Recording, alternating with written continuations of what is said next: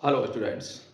आज हम differential equation की लीनियर डिफरेंशियल इक्वेशन पर डिस्कशन करते हैं।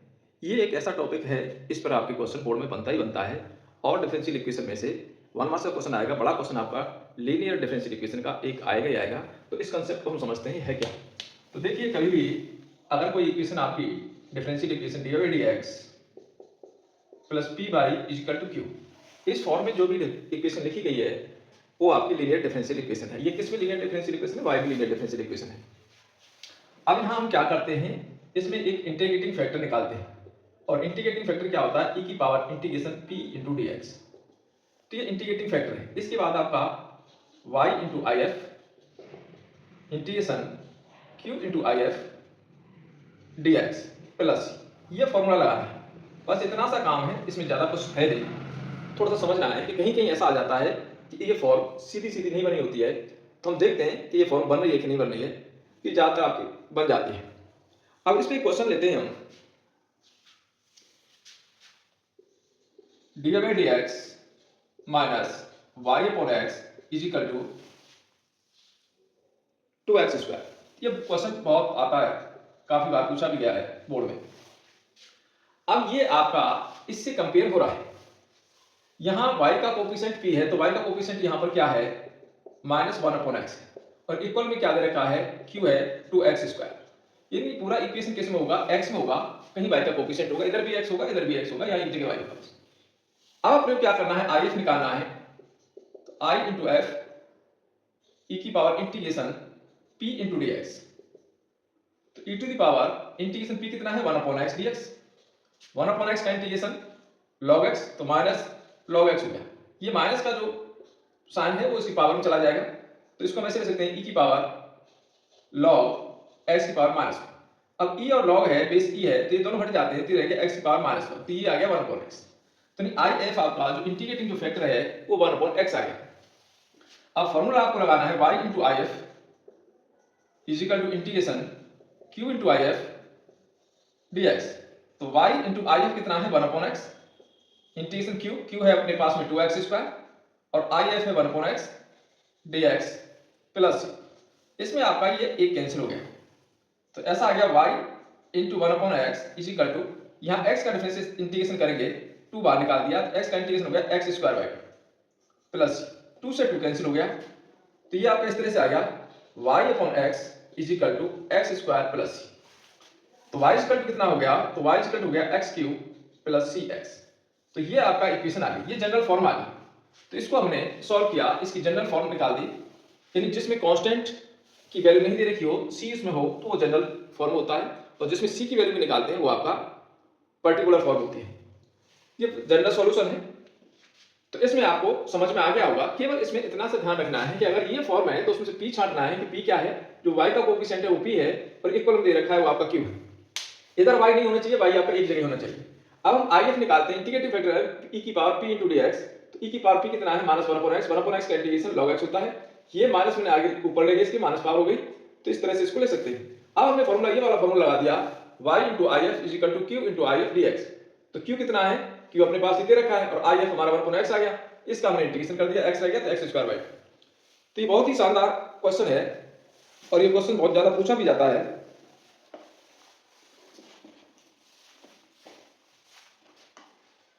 नेक्स्ट क्वेश्चन देखते हैं।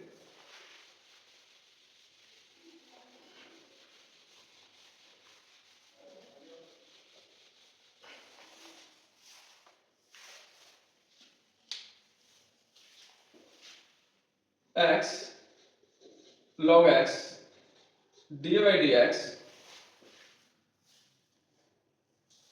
Plus y is equal to 2 log x upon x 2 log x upon x ऐसे।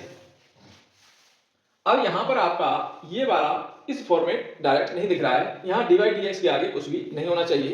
अगर है तो उससे हम डिवाइड कर देंगे। तो हम इसको x log x से पूरी इक्वेशन को डिवाइड कर देंगे। तो डिवाइड कर देते हैं इसको, divide by x log x, क्योंकि ये हटाना है आपने। तो ये पूरा हट गया, यहाँ केवल dy by dx बच गया प्लस y अपॉन नीचे आ गया x log x is equal to 2। ये हमारे पास log x है और नीचे x ऑलरेडी है तो x log x और आ गया x log x और आ गया इससे कैसे। अब यहां पर y का कोएफिशिएंट ये है, तो ये तुम्हारा p हो गया 1/x log x, और ये q हो गया जो दे रखा है, तो 2 अपॉन दोनों को मल्टीप्लाई कर दिया x स्क्वायर, ये हमारा q। अब हम क्या करें, इसमें इंटीग्रेटिंग फैक्टर निकालेंगे। तो if कैसे निकालते हैं, e की power integration p into dx।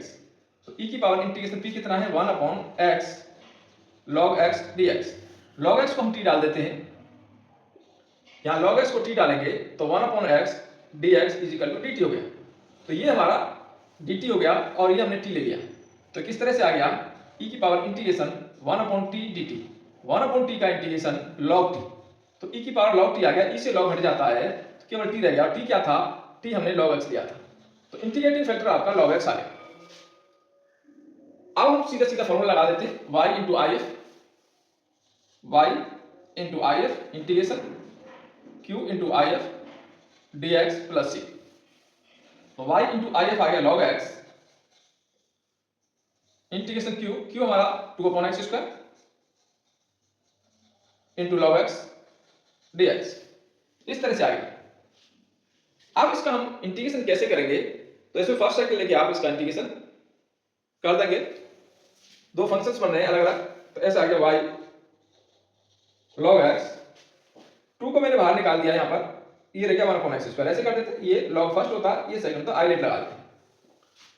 तो 2 तो हमने बाहर कर दिया बिल्कुल, first as it is in log x, ऐसे कैसे इंटीग्रेशन कर दिया 1/x square dx minus integration differentiation of first log x का डिफरेंशिएशन 1/x और इसका इंटीग्रेशन 1/x स्क्वायर dx और होल dx, ये पूरा। तो ऐसा है कि y log x, इसमें प्लस सी भी है, बाद में लगा दो कोई दिक्कत नहीं, इज इक्वल टू 2, ये log x और 1/x स्क्वायर का इंटीग्रेशन करेंगे तो माइनस 1/x आ जाएगा, माइनस इंटीग्रेशन ये डिफरेंशिएशन हो गया, इसका इंटीग्रेशन माइनस 1/x हो गया और dx और एक ब्रैकेट प्लस सी।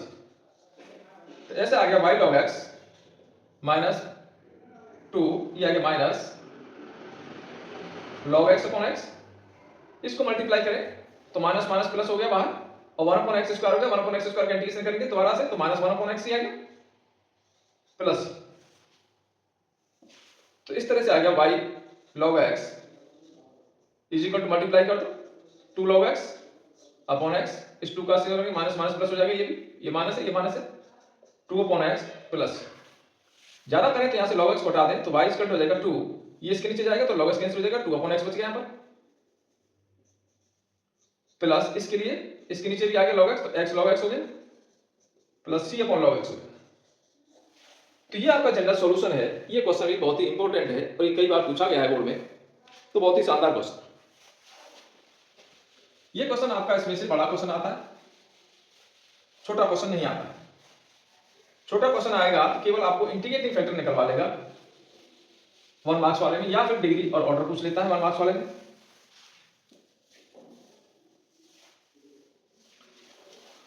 y नेक्स्ट क्वेश्चन देखते हैं, dx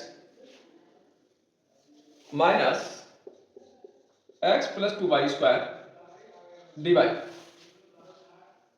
इज इक्वल टू 0। पांच जनरल सॉल्यूशन, इसका जनरल सॉल्यूशन निकालना। अब देखें ऐसे मैंने कर दिया y dx is equal to, इसको मैं इधर ले गया x plus 2y square dy। अब इसको मैं dy को dx के नीचे ले आया और y को इधर ट्रांसफर कर दिया अपॉन y, अलग अलग डिवाइड कर देते हैं। तो dx by dy is equal to, ये आ गया x by y plus 2y square by y, इसमें एक y कैंसिल, तो dx बाई dy इसको इधर ले आए minus x upon y is equal to 2y। अब ये डिफरेंशियल इक्वेशन बना पर ये y में नहीं बना, ये x में बना, यानी ये वाला बना dx by dy plus p1x is equal to q। तो ये इक्वेशन आपकी x में बनी, x में बनी, तो if कैसे निकालेंगे इसमें, e की power integration p into dy, ऐसे हो जाएगा यहाँ पर, e की power integration p into dy, ये तो if हो गया। इसके बाद क्या लगाना, y इंटू if करते थे या x इंटू if करेंगे, इंटीग्रेशन q इंटू if और यहाँ dy हो जाएगा प्लस, ये वाला फॉर्मूला आपको इसमें यूज करना है। अगर x में लीनियर है तो ये लगाना है, अगर y भी लीनियर है तो आपको पहले वाला लगाना है। तो मैंने x वाला लिया, ये भी काफी अच्छा क्वेश्चन है। तो यहाँ आपके पास p1 कितना आ गया, यहाँ p1 आ गया -1/y और q कितना आ गया, q आ गया 2y। ये सारा इक्वेशन आपका y में होगा। अब हम इंटीग्रेटिंग फैक्टर निकाल लेते हैं if e की पावर इंटीग्रेशन p कितना है -1/y dy, तो e to the power minus log y e to the power log y की पावर -1। अब e और log हट जाएगा तो y की पावर -1 हो गया, यानी इसको 1/y कह सकते हैं। अब ये वाला फॉर्मूला लगाएंगे x into if integration q into if dy plus x into if कितना है 1/y इंटीग्रेशन q हमारे पास 2y है, if है 1/y